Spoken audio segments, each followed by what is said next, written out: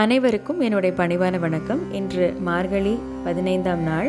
இன்னைக்கு நம்ம கேட்க போகிறது திருப்பாவையில் பாசுரம் 15 மற்றும் திருவெம்பாவையில் பாடல் 15.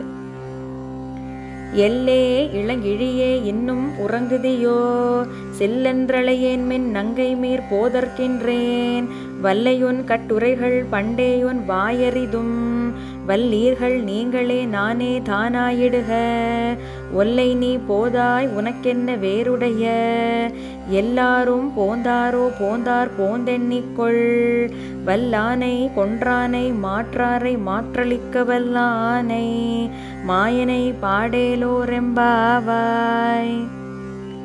திருவெம்பாவை பாடல் 15.